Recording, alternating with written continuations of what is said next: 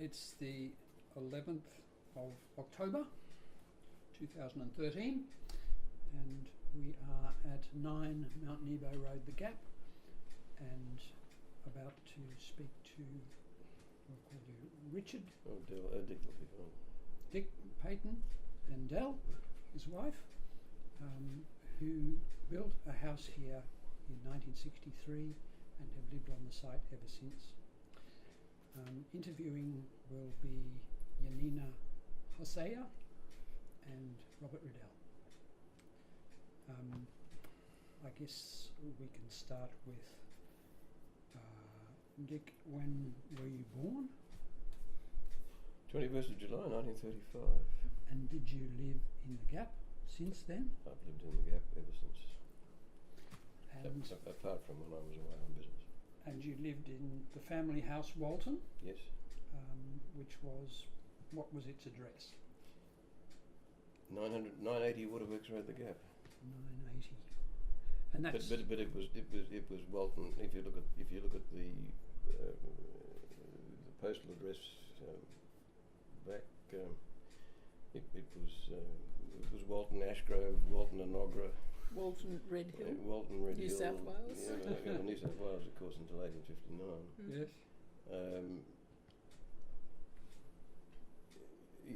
And the numbering of Waterworks Road, of course, is a modern phenomenon.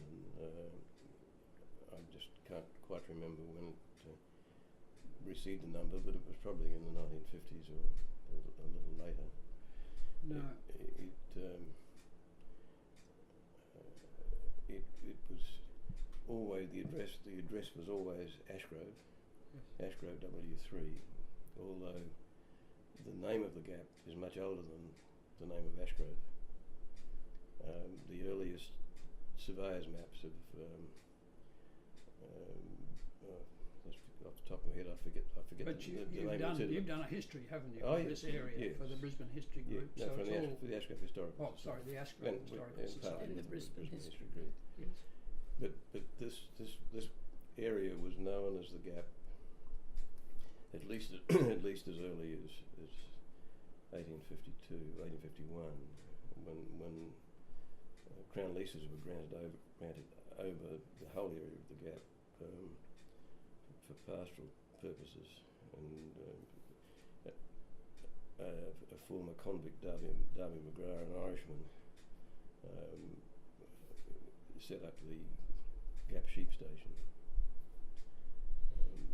which persisted probably till at least 1856, when the Crown started to freehold the area in what is now Ashgrove, which extended into the Gap in 1858, and it was from the first land sale in the Gap, the freehold land, in September 58, that my great grandfather, bought the land which brought the family to the Gap. Okay. And that house started out as a single-storey house. It was not the first house on the site.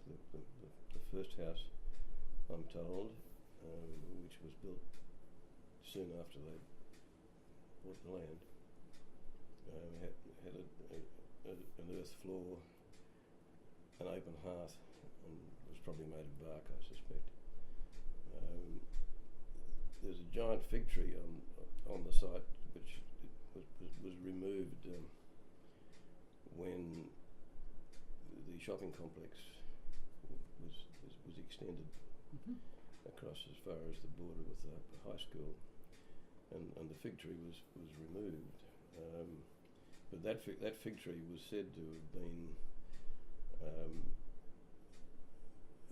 its origins were in a stake that my great-grandmother put in her garden on the side of the original house as a stake. As a stake. There was almost certainly a second house, which was demolished in around 1901. But Walton, the main farmhouse, was built sometime in the 1870s. I suspect that earlier rather than later. It was a single-storey, shingle-roofed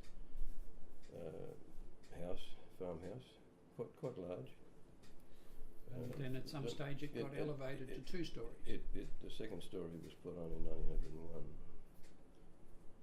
And when you lived there, when you were born, Yeah. who lived there? Well, it was an unusual arrangement. It was a very large house, a lot of room in it. And George Redding was was the architect. architect for the But- top story. But when my grandfather died, he left it to his eldest daughter. This My- is your my- great-grandfather? No, or my your grandfather. No, my great-grandfather died in 1888. At the Gap, his wife sadly died in 1861. I think she didn't last very long out here. My grandfather obtained title to the land through fairly complex legal arrangements, which probably of no great importance at the moment, in 1872. And I think that's probably about the time that the house was built. It was certainly known as Walton as early as 1870 or thereabouts. I've seen references to it. And incidentally, the Walton Bridge, the bridge over Northern Creek down there, takes its name from the house. The earliest photographs that we have of it, and there are two with family members in it, probably taken about 1883 or 4, but it looks as though the surrounds are fairly mature, suggesting that the house had been in existence for some time. So I'm guessing probably early 1870s. So when you were born, was your grandfather still alive? No. My grandfather died in 1930. Okay. And my grandmother, his wife, died a week before I was born. So that when I was born, living in the house was, from my it's not quite correct, but from when I was born, living in the house was my Aunt May, who owned it, my father and mother, and my 5 siblings. Right. In 1937, my father's elder sister sold Holyrood Hospital in Gregory Terrace, opposite the girls' grammar school, and moved in as well. So my earliest memories were of my parents and 2 maiden aunts. In addition to this, there was the house Chula, which I mentioned to you last time you were here, which may have been a hall house built in 1923, was owned by, that was on the western edge of the original 45 acres that my great-grandfather bought, was owned by a third aunt, who was Mrs. French, and her husband. She was a leading physio, or masseuse. Had her rooms, when I recall, in the front suite of Winchcombe on Wickham Terrace, fronting the street. On the right-hand side, as you walked in the entrance, on the left-hand side of the entrance was Dr. Harold Crawford, who was a prominent orthopaedic surgeon, who set my arm when I broke it badly. I recall when I was about 10, but that's beside the point. So and they had my aunt, Mrs. French, had no children, and so that there was another sister that figured prominently in my early years. Yes. So you studied geology in Brisbane? Yes. At UQ? Yes. And when was that?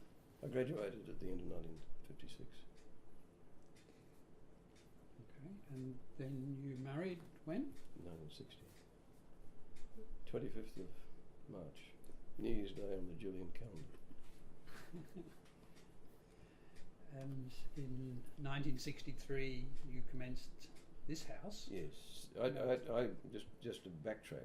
When my Aunt May died in 29th or 30th of June 1961, I inherited the house, and I'd lived there most of my early years, but my parents, and you'll see on that piece of paper I gave you, my parents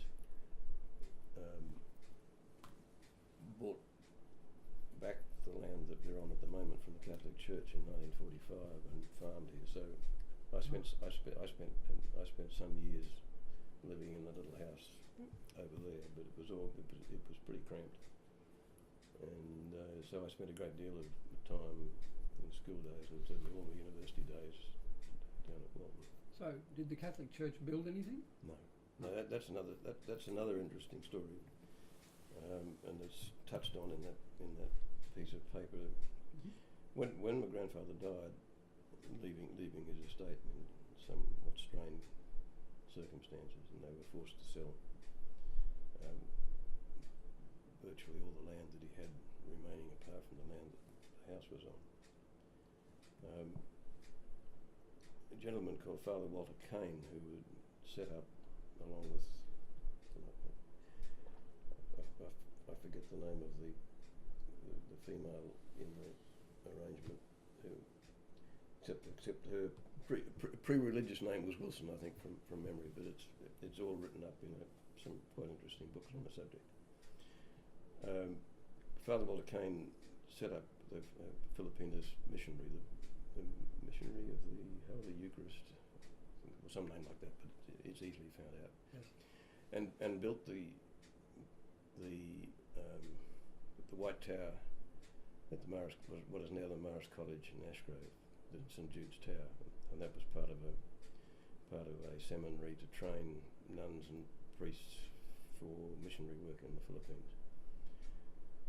He didn't have any money, and this was in the depths of the Depression, of course. Had no money, but he worked on the basis that God would provide.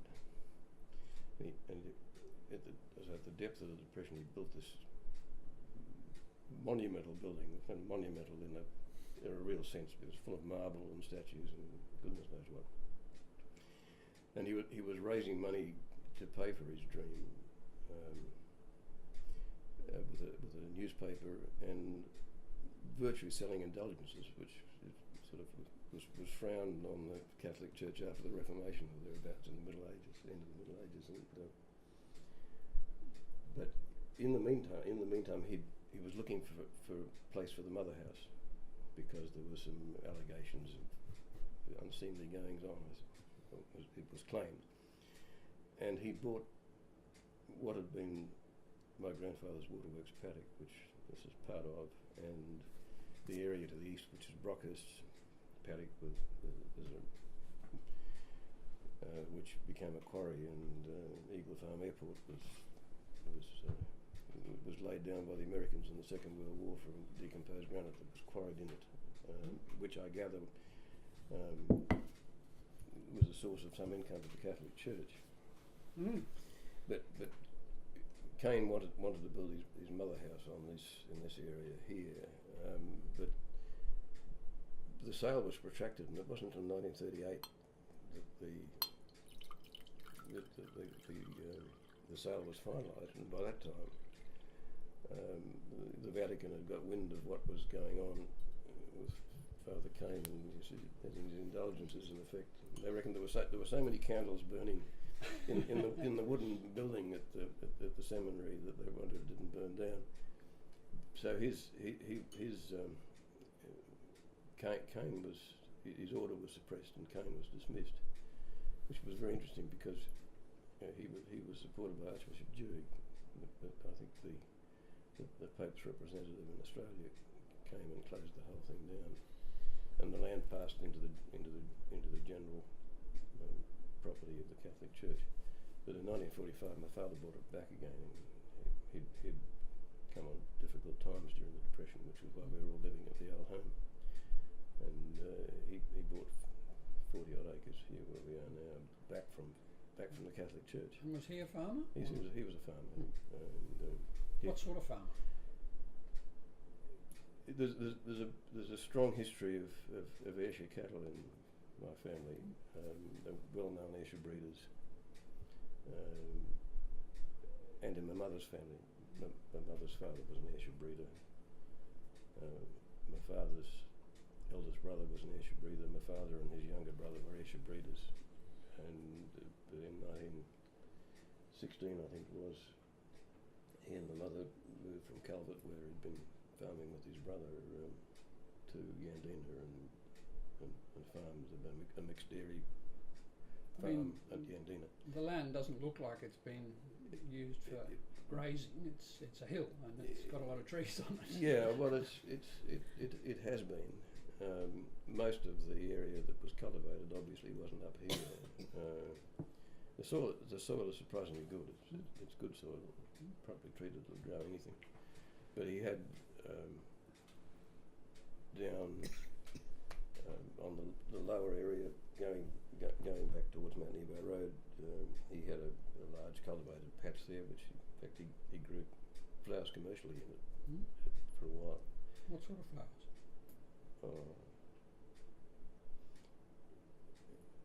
The things which were most colourful were stock. He supplied florists in Brisbane.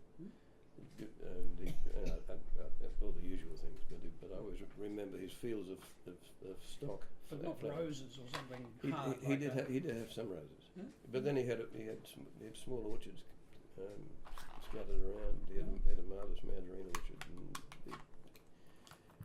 he was an old man, of course, when he was doing all this, and I suspect he continued to farm long enough to see me educated, I think, as the youngest of the children.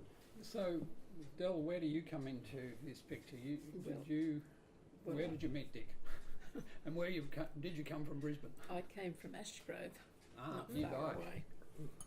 And I guess we met on a holiday at some stage, I think. South Mole Island, let's be frank about it. And I worked in the Commonwealth Bank. I attended Somerville House, and Dick's family, all his sisters were pupils there, and his 3 aunts were first day pupils at Somerville, so it's a long history. So you knew the family, sort of? No, not really, no. And it was a chance meeting.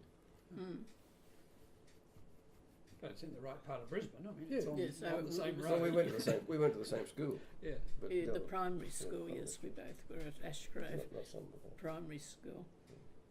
And I guess we married in 1960. We were only married a couple of months and 6 weeks. 6 weeks, and we went out into the field, as I say. Yeah. And this is where, with a party of geologists, Dick was part of a team mapping central Queensland, and that was quite an experience for me. We spent 6 months in the first 6 months of our married life in a tent at East Clermont. Well, that's a bit of a test. And it was all right during the cooler months, but when the warmer months came, it wasn't too good, when all the huge snakes appeared. And So did you find anything out there? Well, we were just in the post-war years. The Commonwealth government realised that it didn't know very much about the geology of Australia. Work to that stage had been largely done by geological surveys and universities and so forth, but there'd been no concerted attempt to formally map Australia on any regular grid, and the Bureau of Mineral Resources was formed from memory, about 1948. And it was tasked with mapping Australia at a scale of 1 to 250,000. It could only work in this because the mineral rights, the prerogative of the states. The Commonwealth could only operate in those states which would allow them. New South Wales wouldn't let them in. South Australia wouldn't let them in. Tasmania wouldn't let them in. Western Australia would, but only in the northern part. And Queensland let them in for everything except a small piece in the southeast.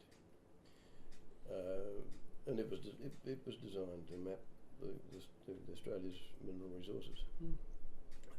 When I joined the Queensland Geological Survey in 1957 and was seconded to the Bureau of Mineral Resources for 4 years. The work I was engaged in was laying the framework for the petroleum search, and water and coal and so forth. But it was primarily looking at the major sedimentary basins, looking at their oil petroleum potential. I spent three years mapping the area largely around the periphery of the Great Artesian Basin, mostly along the far western boundary between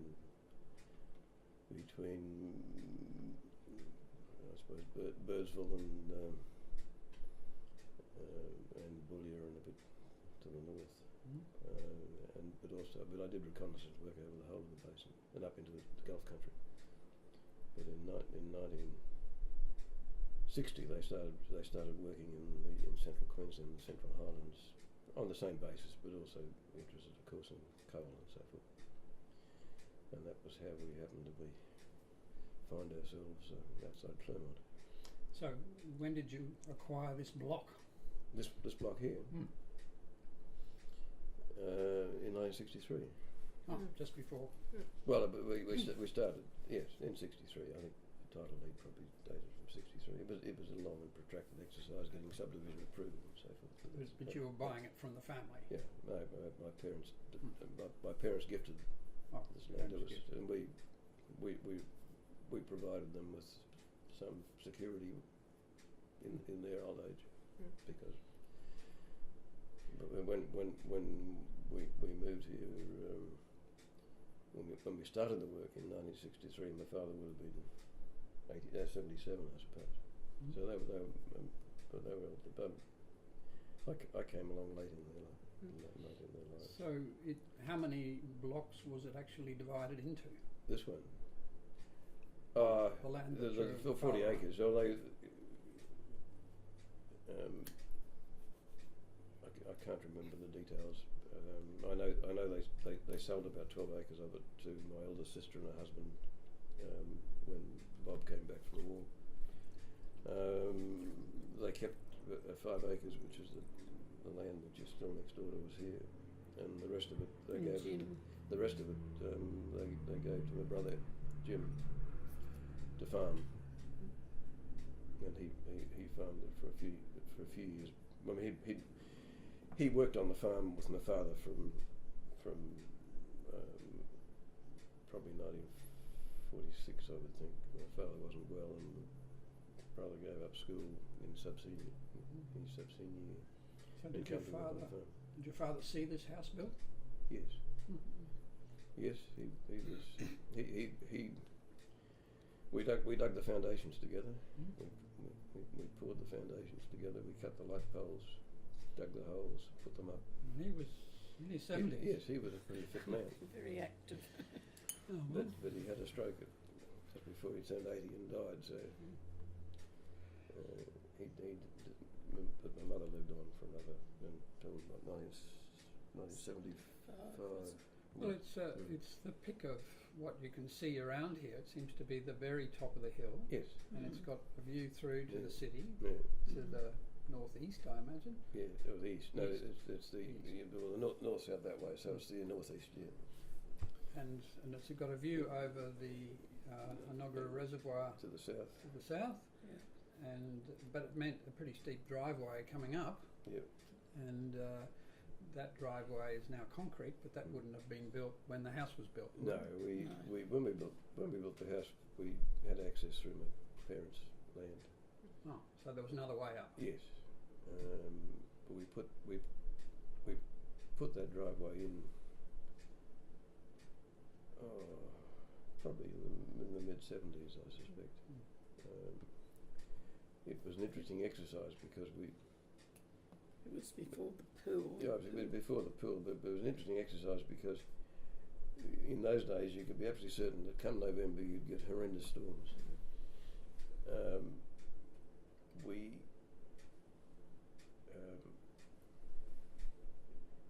It was running late in the year. We had all the construction work, the earthworks were done. The boxing was in, ready to start the concreting. The day it was finished, we had an enormous storm that washed the whole lot out. Oh. It wasn't until the following March, I think, that we actually get back on the site. There was a shortage of reinforcing, which was part of the issue.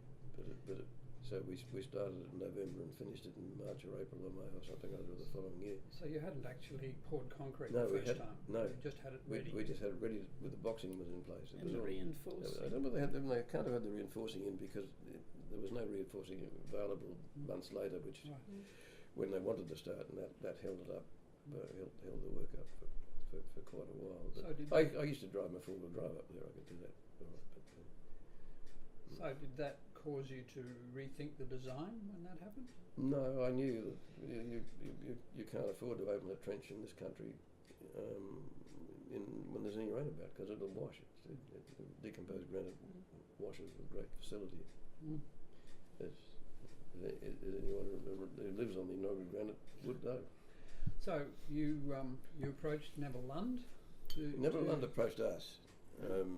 We were living at Walton. We were living at Walton. We'd come back from our field stint, and we were living in Walton, and we were slowly doing some repair work. And Neville knocked on the door one day. Sunday morning. He lived just about a mile down the road here between the two sites, and he knocked on the door one day and said, "Look, would you show me your house?"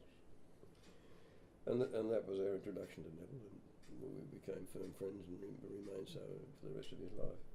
And he was very interested in the old house, and we told him that we were trying to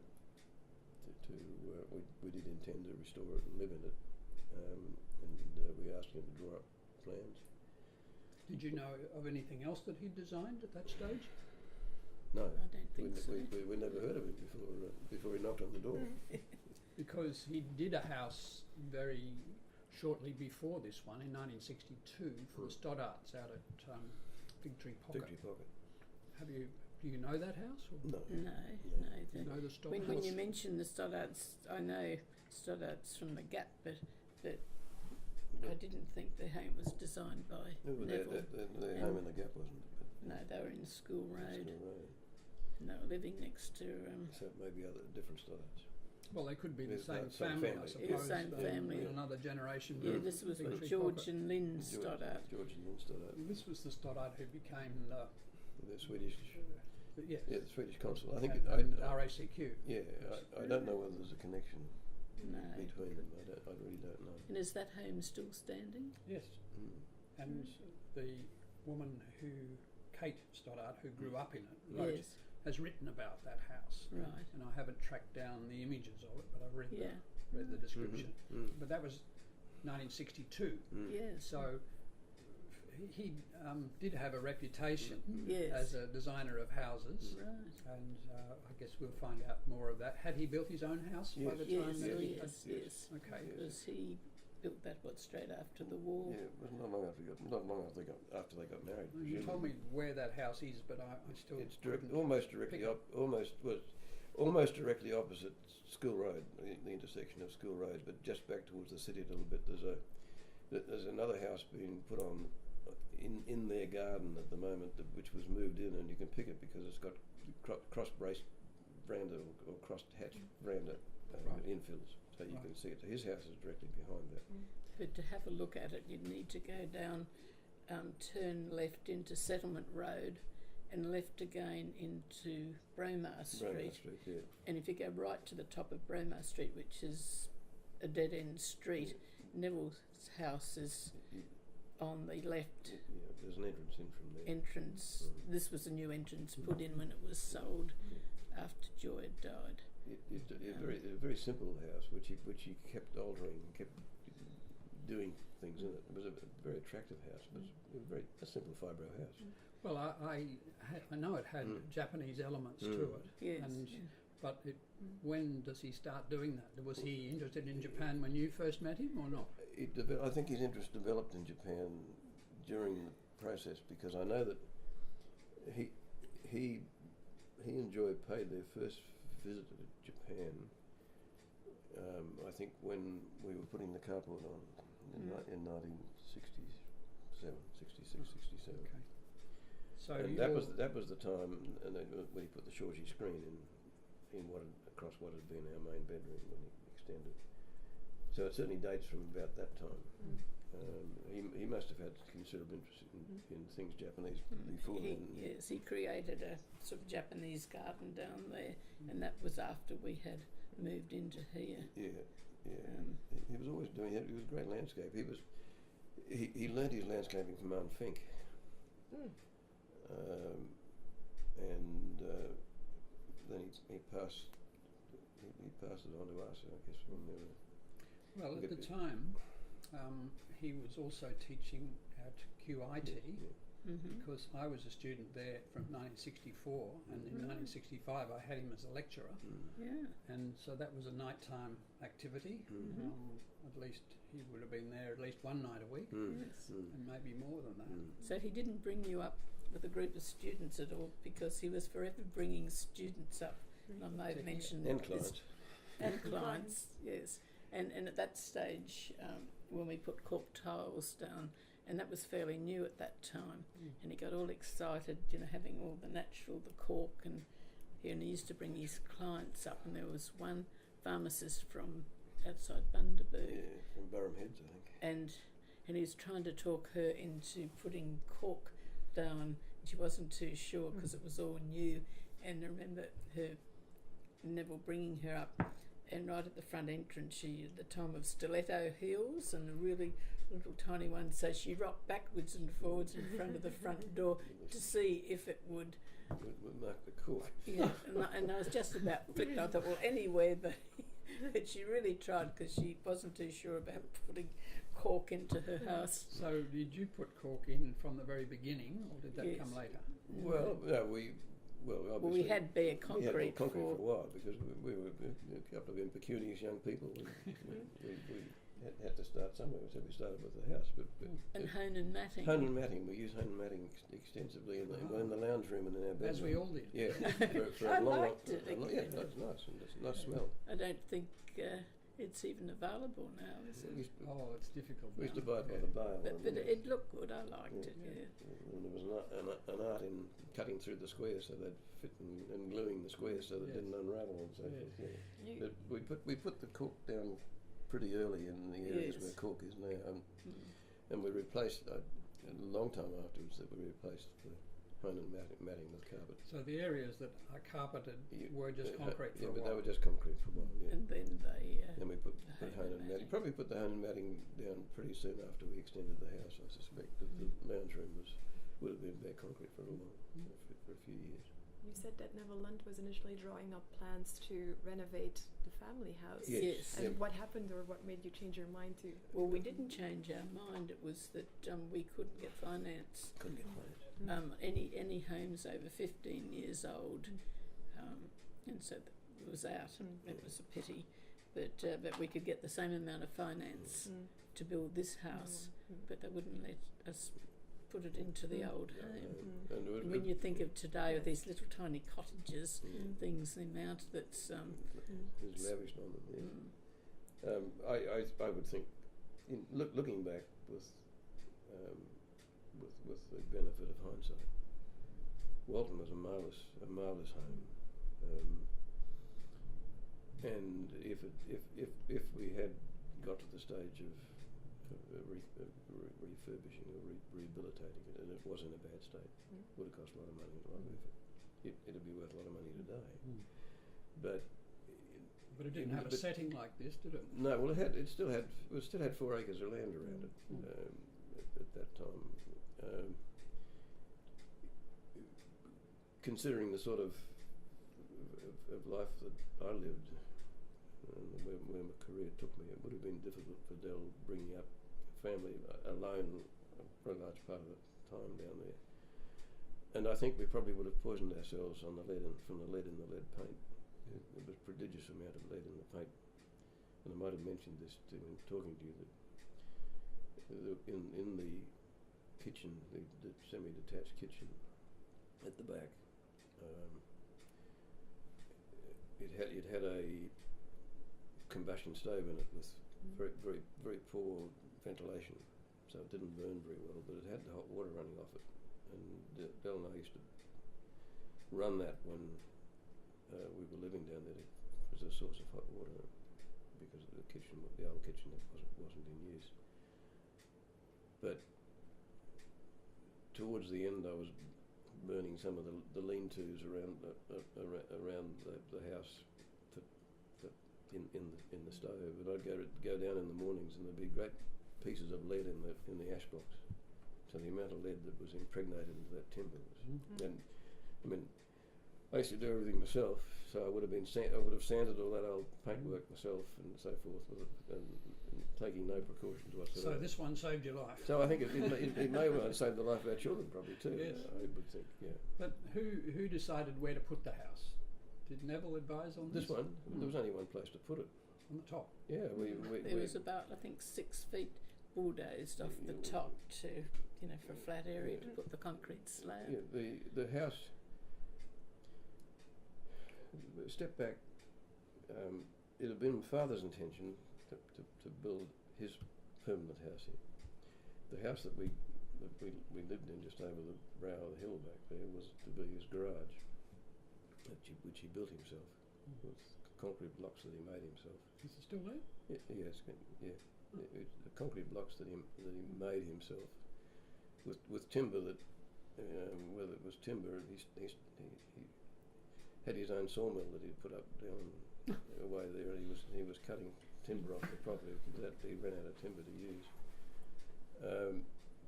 It was to be just a double garage, and my mother said that she wasn't going to come up here and live in a double garage.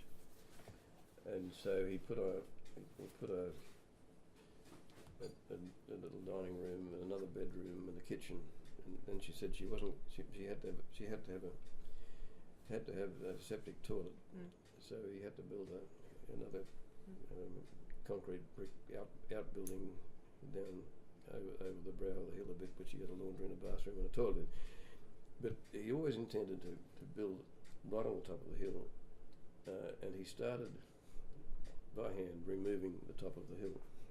This was while he was farming and doing everything else he did. He was a workaholic. And by hand he removed a significant part of the knob on the hill by digging out the decomposed granite and by lighting fires on the boulders. Because when you have a lot of fire on granite, it cracks.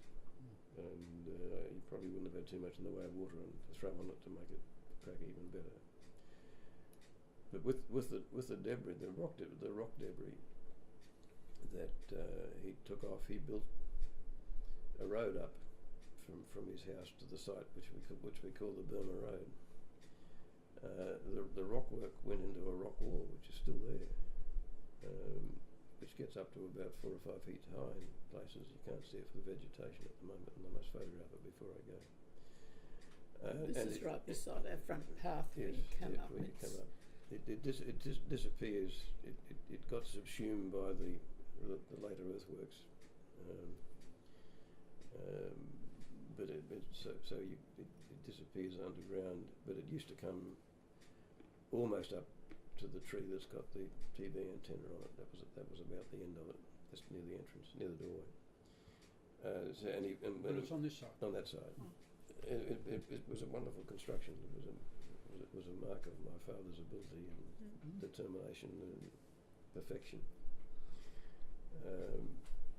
So that was the state of the site when we came here. But we finished the job with a drop and developed a platform on top. The actual footprint of the house pretty much covers the natural ground. The rest of the flanking area out here for argument on both north and south. So the Drott and the builder would have accessed on your father's road from the south. Yes. But when the bulldozer driver had finished, and he lived just down the road there, he just headed off through the bush, went straight over the side, down to the east, and took the shortcut. And it was his son that did the pool, the excavation for the pool ultimately. But yeah, so the house is on natural ground, the whole of the footprint. Well, excavated natural ground. Excavated natural, yeah. I mean, it wasn't on fill. And how much do you think had been removed? About 4 feet, I think, in total. The pavilion was partly on fill, but the foundations for the posts were put. We had a tractor-mounted auger that drilled a cylinder about 2 feet or 18 inches in diameter down to solid foundation. So there's a pillar of concrete under each of them. It's not going anywhere. It's not going anywhere. No. So, what was the design brief you gave Neville Lund? What did you want for your house? We didn't give him anything. We were constrained by the amount of money that we had, and he. Which was what, do you think? Well, I think we'd saved £3,500 and we borrowed £3,500. I think something like that. You couldn't borrow £2,500. You could as much as you could borrow. So we must have had a bit more than that. Dell had some and I had some. Neville probably nominated the materials, and so that we got work that was reasonably economical from our point of view. He supervised it for the normal fee. We appointed the builder that he normally uses. That was for domestic houses. It was Tilden and May, built W.R. Tilden, as the contractor. But we and he worked, I think, for 10%. For 10%, Cost plus 10%, and so that we paid the subbies, I think, from memory, the brickies and so forth, and we paid Bill. So there was no, there wasn't another layer of cost above us. So we got a very cheap house for what we got at the time. And the materials were simple, as you can see, plain brick walls inside and out. But Neville was dressed it, of course, with all of the timber, which was timber work, which was iron bark for the beams and posts, and brush box for the ceilings in the main areas. Or they used asbestos in the 2 bedroom or the two minor. I mean, it would have been cheaper to do an asbestos. Oh, of course we could. Oh no, yes, no, yes, we it wasn't the cheapest. No, it wasn't the No, cheapest. no. But I mean, Neville was Neville was an artist, and he was putting his thumbprint very clearly on the building. But you must have had a lot of confidence in him that he could do this. Yeah, but he was a man he was a man you'd have confidence in. Yeah, we're a young couple, and I guess we'd never had experience about design and building. And Dell has a natural flair for design. But we more or less left it to Neville to design something for the site. Yeah. Was he older than you? Oh yes, Neville went to the Second World War. Neville was. I don't know. I can't tell you precisely. I have a suspicion that when he first went to Japan, his mother said that Neville was having his first trip at 45. So he was probably 15 years older than us, I suspect.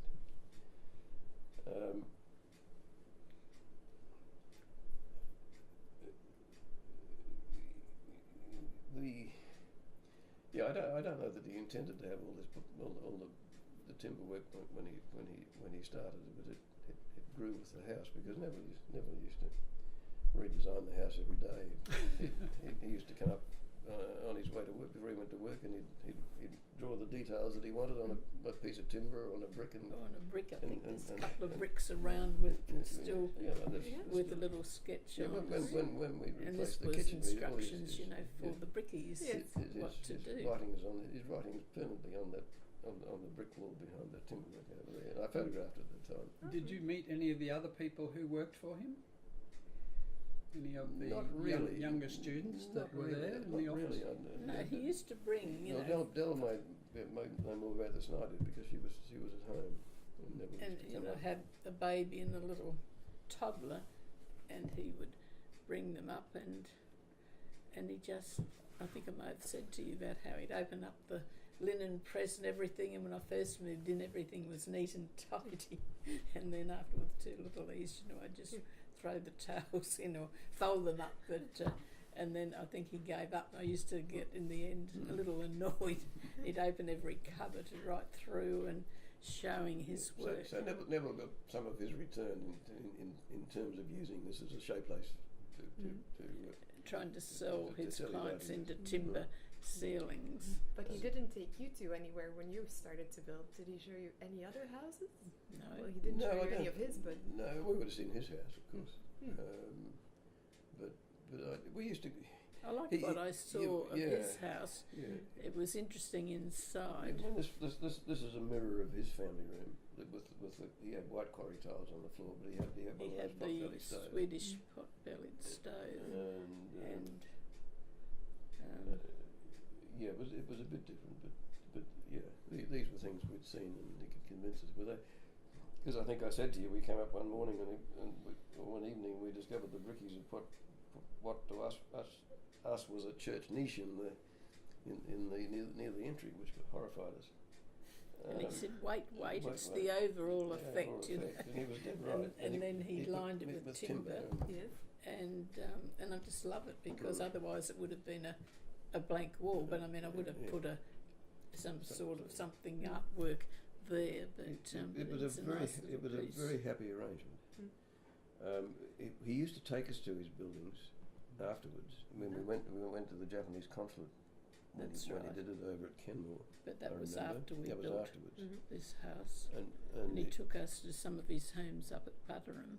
He designed a few there, and we used to go. And we used to see the houses he designed in the gap because we knew the people whose houses he was building. And it was Mrs. Hardcastle's house that she was a woman with very definite ideas and wouldn't give Neville an inch.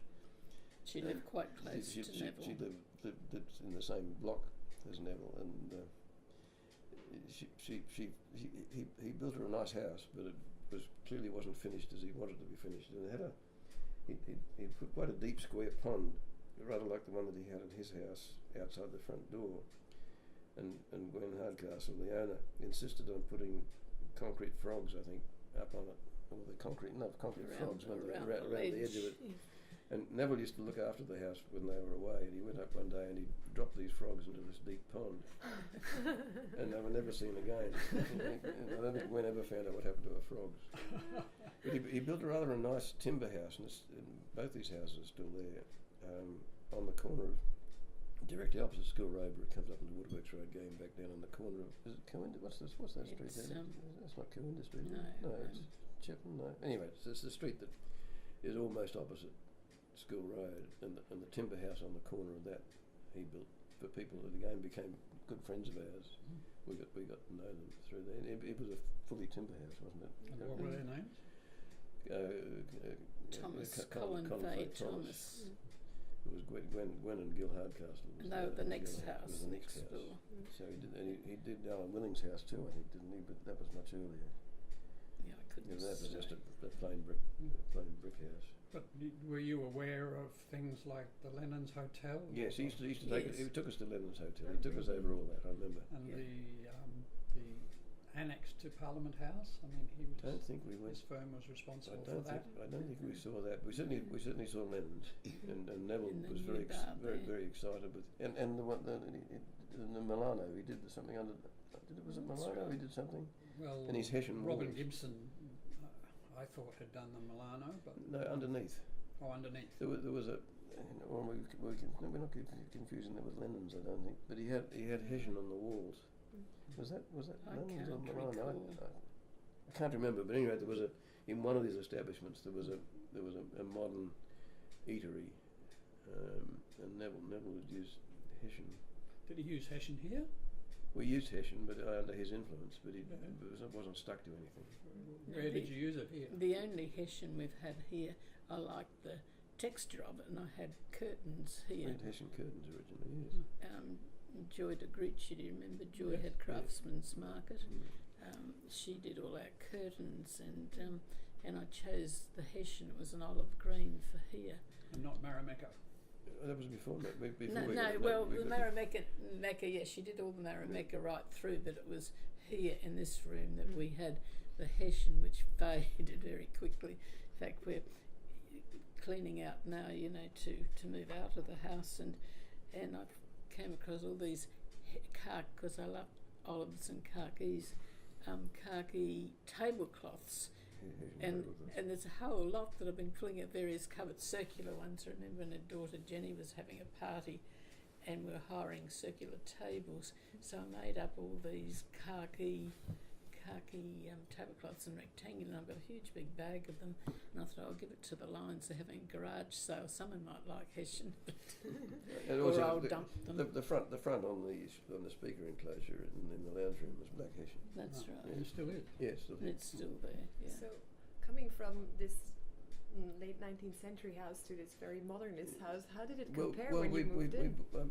I didn't mention, and I meant to.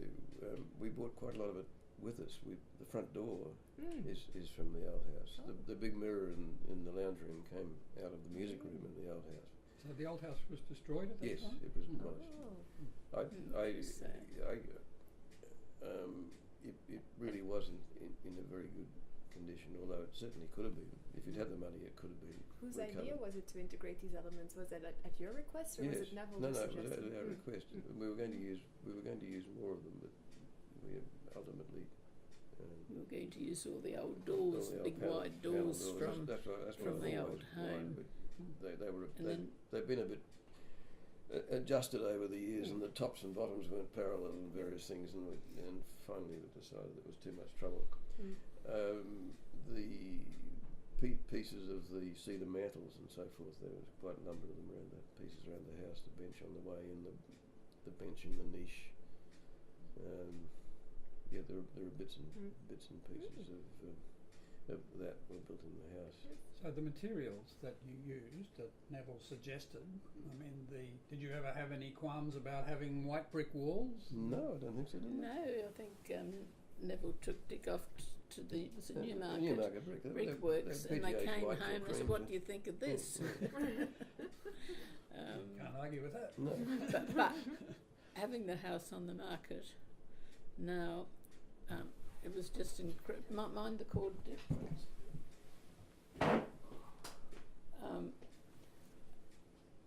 Sorry, what was I saying? Having the house on the market? Yes, and it attracted a lot of people. And the first weekend on the Saturday, there was 80 people came through the house, and on the Sunday there was, I think, 55, and it was a really cold, wet day. And this happened every weekend. We're open Saturday, Sunday, and had lots of people, and yet people coming having a look. But I think it was the brickwork that didn't attract people. They admired it, loved it, so they wouldn't want to alter. That was a lot of the feedback. Dick, while you're up, would you like to top this up? And I was just thinking that if you'd like a break, I've got a few sandwiches made up and we can continue, but let me know when you'd like. Well, not just yet. Yeah, Thank you. Yeah, that's all right. Just,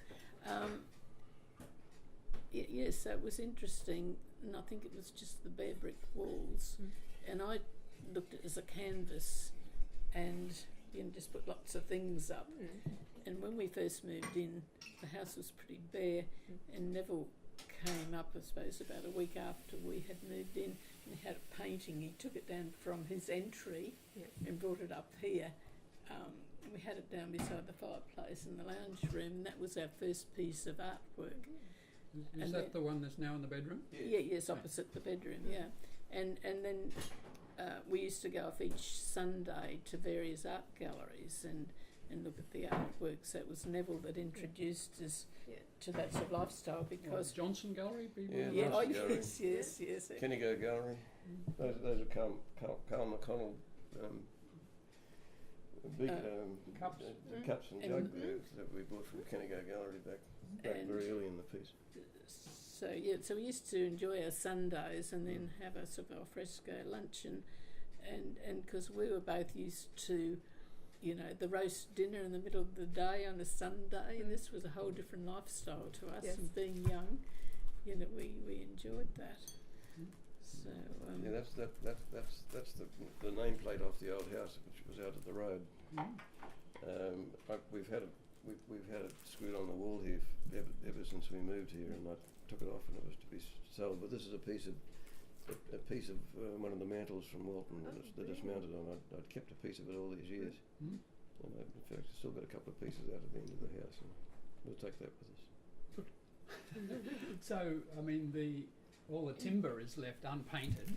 Was that another unusual thing, or was that something? no, we just followed Neville. He just, he gave us instructions about the oiling of the timber. He had, what did he recommend? It was something, and I used it for a while.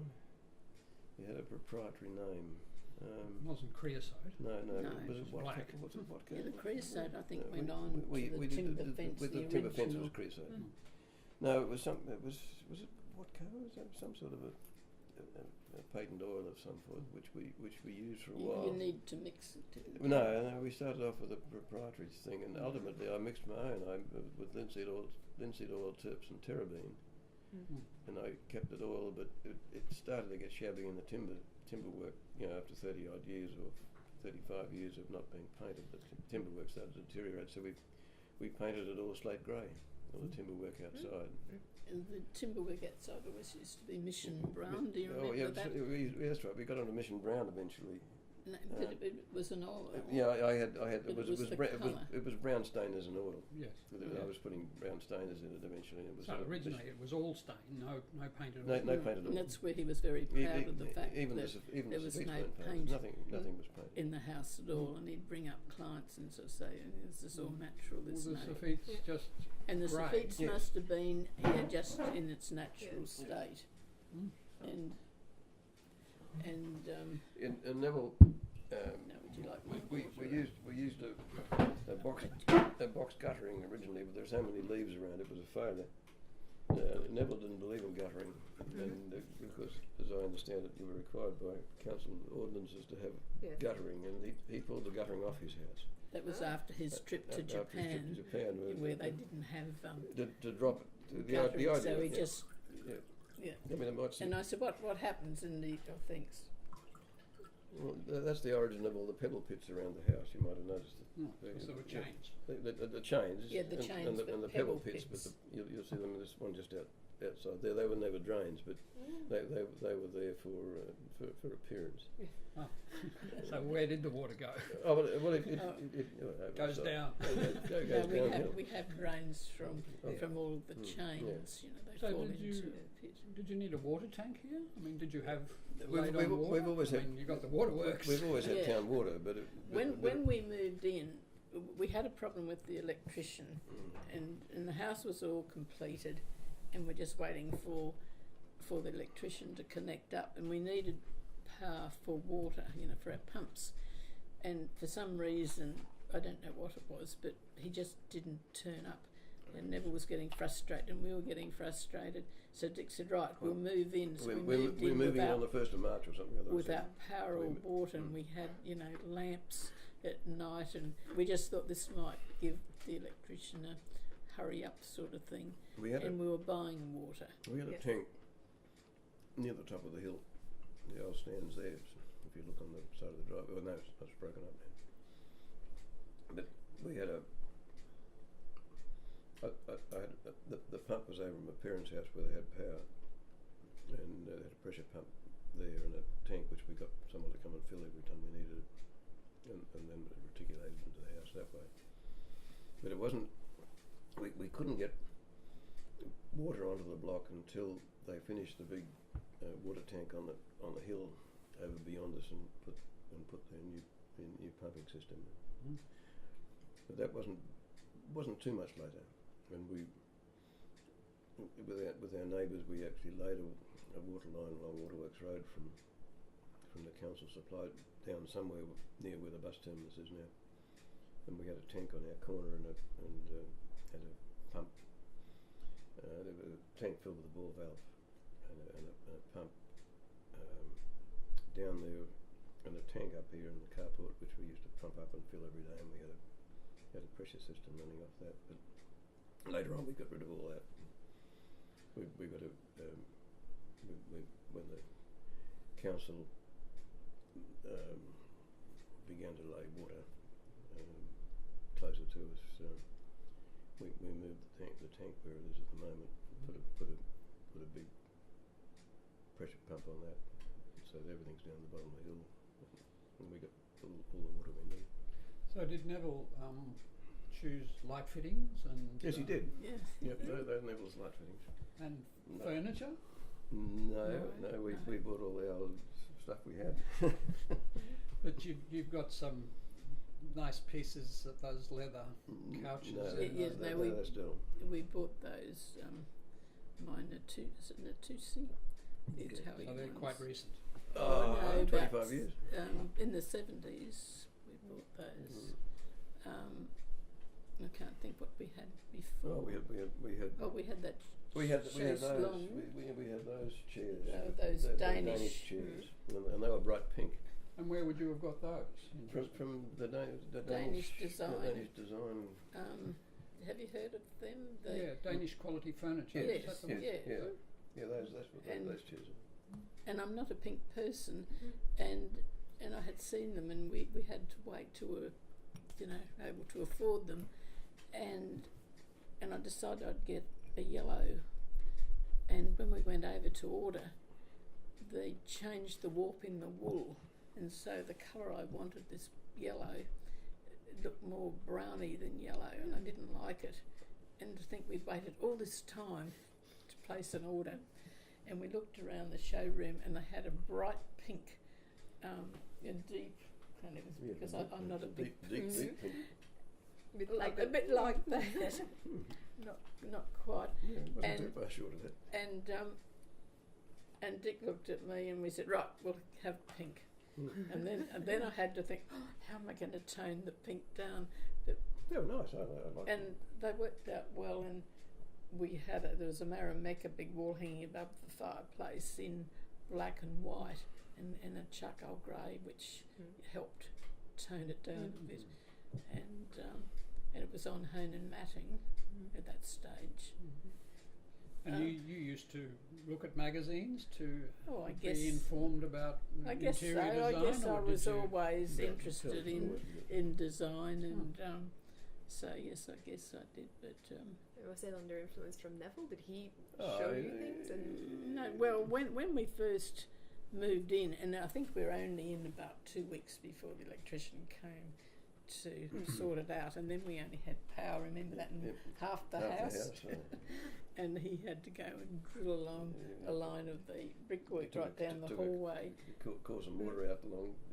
to put another line in it. I don't know what, but the builder said he'd never seen anything like it. The electrician, there were so many wires hanging everywhere. Stanley was a bee in a bottle. He was brilliant. There's no question about it. He was very smart. He put in a relay system that allows us to turn all the outside lights on, or to use them individually. That system is still there and it's still working. And we've never replaced any of it. But he, as I say, he was like a bee in a bottle. He'd come in for 10 minutes and do something and go away, and they had all this wiring festooned everywhere. And he claimed that the builders had sabotaged his wiring deliberately. So the fans were part of the No. original design? No. There was a big hailstorm in 1985. Not the one that cleaned up Clayfield and so forth, but there was one I think in September. Later on, it was a very bad hailstorm, and it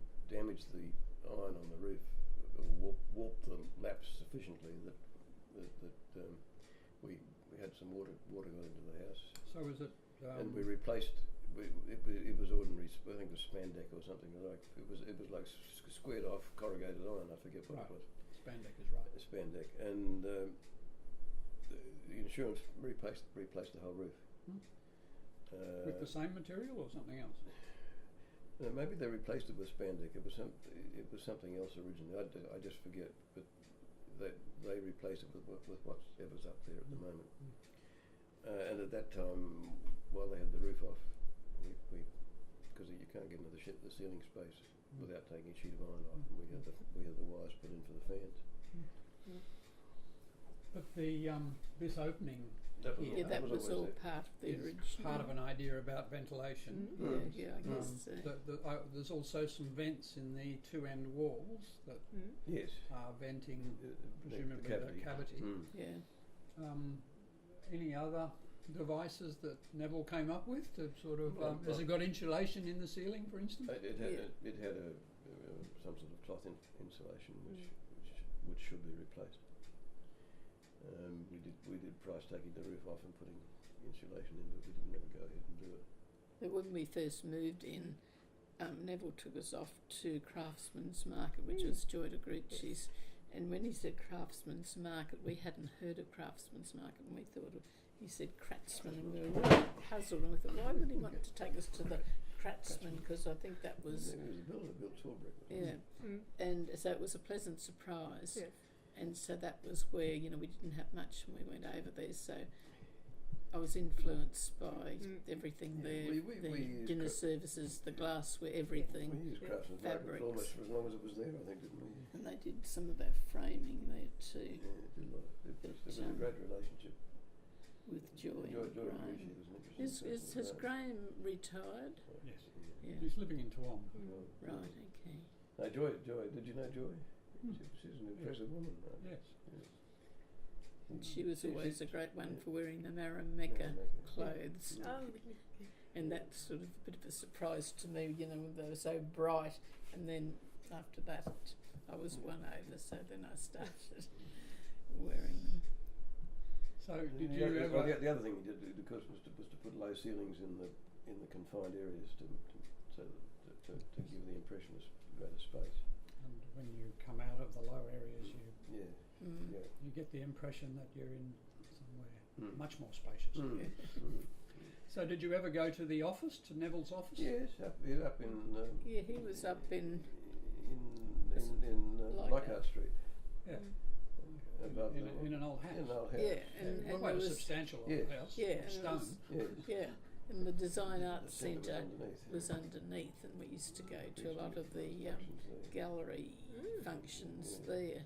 We bought things, and a lot of the pottery I have around. I'm just thinking outside because I've been a collector, and I'm thinking, what am I going to do? We move with all these outdoor pieces.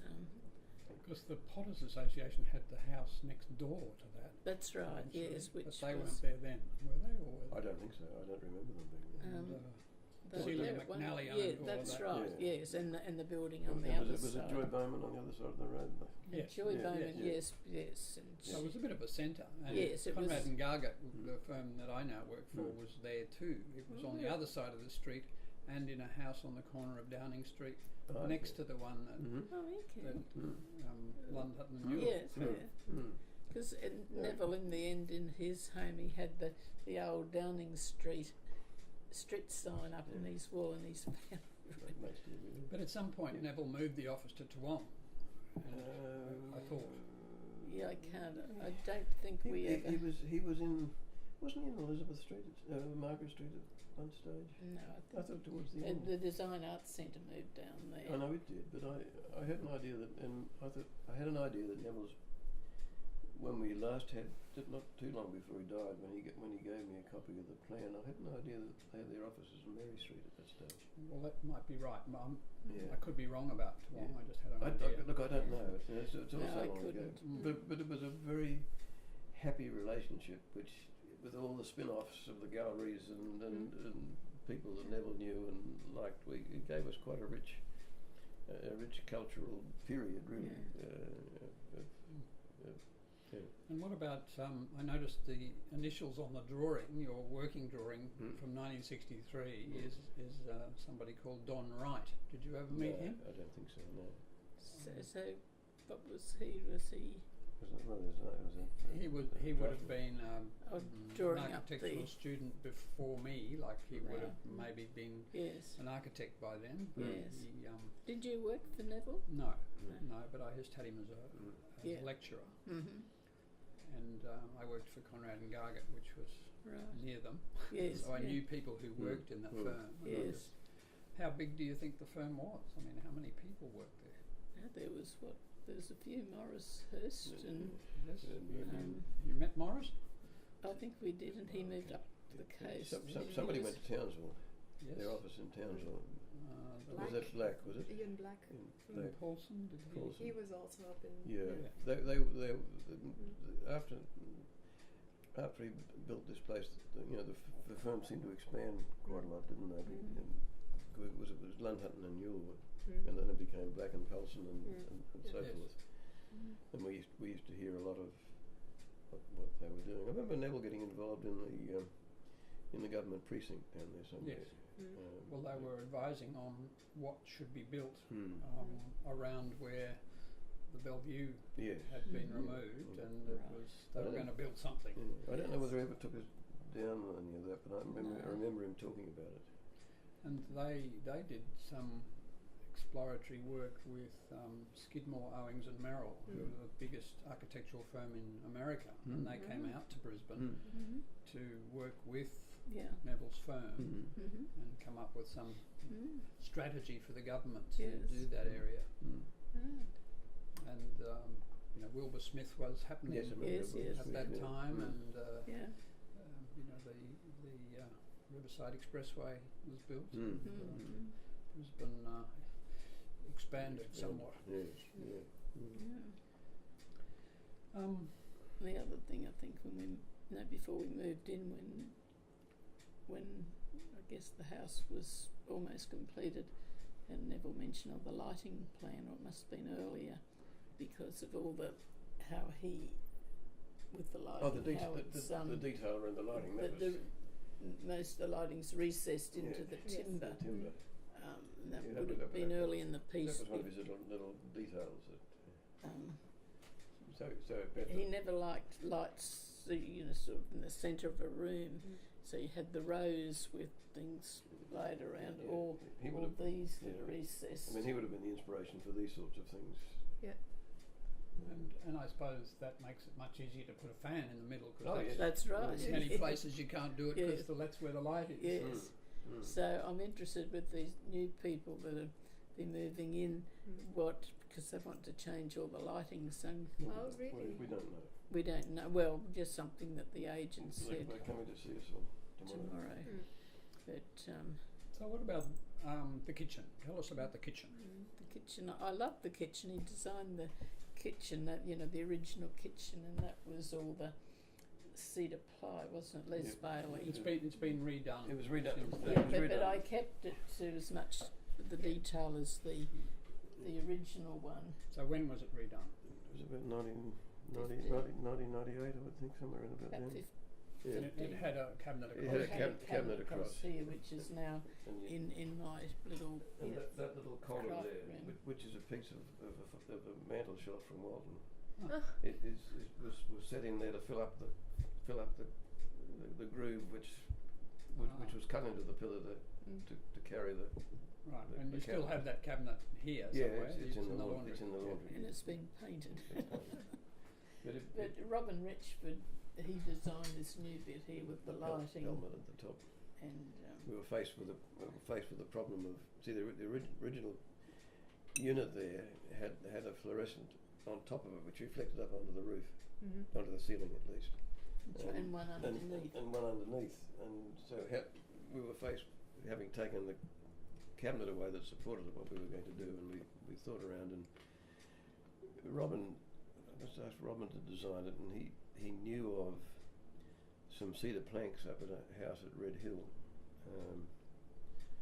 and we bought some solid red cedar planks he designed that pelmet there.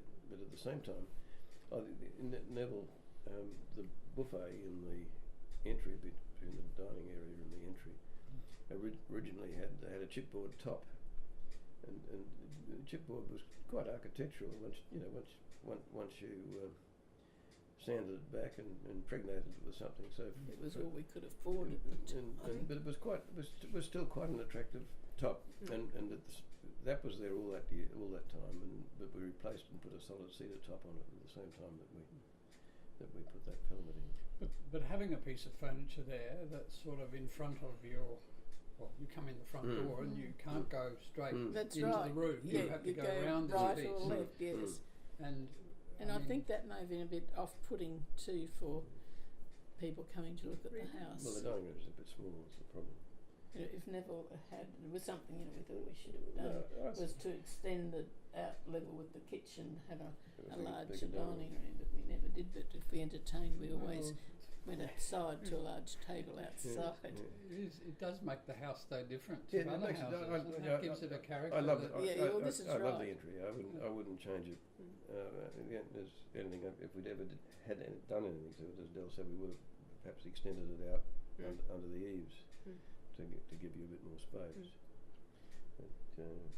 But that's part of the detail of the house that I like very much. Yeah. But these pieces of timber that have been placed on the brickwork, Yes. are they to hide the wires, or is that part of Neville's idea to make it look more substantial? I think make it look, and also to protect the corners of the brickwork, which is The bricks were very soft. Yes. And these are but just some of them, and I think some were a bit on that pillar there, and so Neville decided we'd put that. We did it right from the beginning. It was part of the original Yes, construction. Originally there were no skirting boards in the bedroom areas and in the hallway. They were just brick, and they'd become fairly discoloured over the years, right down at the floor level. So we got our builder, the man who did the pavilion, put a special order for some box skirting, and so all the box, you can see the piece of it there, all that box skirting was put in 10 or 15 years ago probably. Yeah. And how much of the floor was finished like these quarry tiles here? Just this area here. Or do you call those quarry tiles? Quarry tiles, yeah. And the entry. The entry was quarry And tiles. then also in front of the fireplace. Not in the bathrooms. No, No. that was always the bathroom was always had the black tiles. Oh, and when we did the extension, we put the quarry tiles down in my study and the entry at the other end. Yes. And was that a finish that you'd seen anywhere else? Only Quarry in tiles Neville's house. His were white though, and these were a much more serviceable colour for a floor. But he didn't have brick walls, did he, in his No. house? No. So if he'd had white brick walls, he wouldn't have had a white No. floor. No, I didn't like his white tiles on the floor. It didn't appeal to me. I think they sort of had a lot of fine cracks, line cracks. Yeah, which you could do. We used to seal them, and then later on we'd probably wax them. But these have aged beautifully. Yes, They go so well with the cork too. Yes. But they apart from sweeping or vacuuming and mopping with a damp cloth, they have no other. They've had no other treatment for many years. But they used to have the wax on. I had a Dutch cleaning lady, and she liked putting the wax on, which was they came up rather well, but haven't done anything of late. You don't need to. I just like them where they are. I mean, this has been a marvellous home. And the rug that's here, has that come from Craftsman's Market too? No, I don't think so. That's ready to be thrown out, and I decided when we put the house on the market I wasn't going to buy another rug because it'd be wasted time. So the one in the entry is a black baluch, but it's reasonably recent. We'll take that one with us. What is the painting that Neville gave you? What kind of painting is Well, it? Neville was. It was an abstract, and he was a navigator, I think, from memory, in Bomber Air Command or Yes. or in one of the bombing Mm. units in the Second World War, and the night bombings, and he said that was his representation of rooftops in the moonlight as he was flying. So he back. painted it himself. Yes. but he was going to classes, Roy Churcher, Yeah. and I think he may have painted that at one of Roy Neville might. Churcher's. Yeah, but Neville painted. It's got a date on it anyway. Yeah. It's 1962, I think, from Mhm. memory. Yeah, but it was just very very typical of Neville. That he was we'd moved into this house with bare walls, and he just went home and got his own painting and thought it looked nice and put it But he up. must have been very pleased with this. I was very pleased. Well, Oh, you yes. saw the inscription Yeah. in the little book, Yes. and that was yeah. Something like you are clients that only architects dream of. Dream of, yeah. Yes. He wouldn't have given that sort of inscription to the lady with the frogs. No. He wanted, he likes with the built-in cupboards, like in the bedroom 2 and 3, sort of, the sort of thing, they're built-in cupboards, and when he was designing Gwen Hardcastle's house, which is Moonmera Street's the one, and if you turn into Moonmera Street, the two houses, the corner house and the next one, the two Neville homes, but They were after this one. but I've lost what was I saying. Very nice. Well, we should photograph that. And the book By was Peter illustrated. No, it's illustrated Text. by Hank White, but the text by Peter Peter Newell, Newell. who was one of Yes. his partners. Yeah. Yes, yeah. When we were talking about the kitchen before, originally we didn't have a dishwasher because they weren't the sort of things that you necessarily had in the early 1960s. But it had a towel drawer that pulled out with ventilation on the front of The it. little very tiny fine slats. little slats on the front of it. But when we put a dishwasher in, we had to cut one panel of cupboards out to put that We in. had to extend And the whole of this. And when we extended this is Dell's design, I think, made this bench much wider, which allowed us to have glass cupboards on this side of it. And originally it had Laminex tops. Yes, yeah. And In it was white? Yes, it was white. Yeah, and And those the deep white white fronts. drawers, and that's why I, went for that again. And Yes. friends would say, well, why don't you go for slate on, not Like slate, granite on top. Mm. But I just want to keep to that. The original. Yeah. And when it was finished, were there any bits where you weren't so pleased about? As you gave him carte blanche to do whatever he wanted. Well, I remember one of the things that I get annoyed about was, he lines everything up this little narrow, the window and the door behind you, and had a little baby, and I couldn't push the stroller out through the. Yes. But that was mine. I like those now, but that was, I remember at the time. Neville had a philosophy. I'm sure he told me. I'm not making it up. That simplest houses built on simple plans were very comfortable to live in. And if you look at his plans, everything lines up. Yes. All the posts line up, all the windows line up. They're all so easy to build. Yeah, and they've all got square rooms and rectangular rooms. But the pool was his design as well for the extension. He was involved in the pool, but Was it? yeah. Well, I don't know I whether don't think so. Yeah, he certainly swam in it. And Oh, yes. but he was interested when we were doing it. Yes, okay. I thought the squash lemon thing was something that he drew. No, it was just the layout of that site, because I remember the Herman brothers that built it, and they called me to say, look, and they had it laid out, this is the best we can do for the site, because there was granite boulders there, and so it was a bit narrow at one end, and I don't think I thought Neville drew the squash lemon outline first, but I mean he was involved as a friend, if not professionally. But that sort of free form pool was quite common, and they usually called them kidney shaped pools. Yeah, that's right. Is that anything that you remembered as being a description or not? Probably. No, But squashed lemon I've never heard of. No, That's quite unique. no, it was just the site, and of course it was on a curved corner, and and with the big granite boulders there. Yeah, they got on the downhill side of the pool. There was a boulder that they couldn't shift, and they had to build a pool around it, which has something to do with the slightly skinny shape. I mean, there's the quote for the pool. Well, they show Yeah.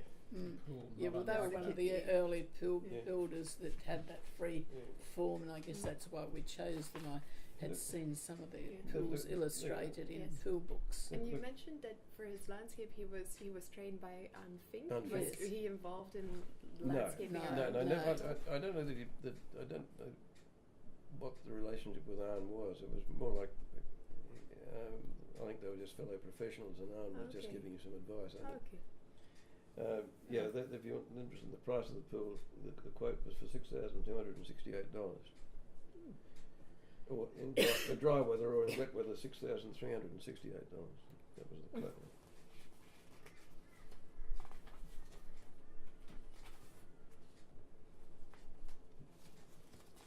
And Neville certainly bathed in it.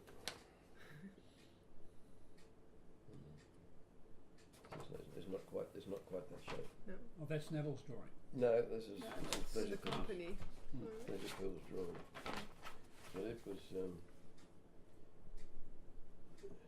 it was this shape was here. There was a big boulder in there. They couldn't. They had to go around. So it's quite narrow on that left side. Well, that might be a good place to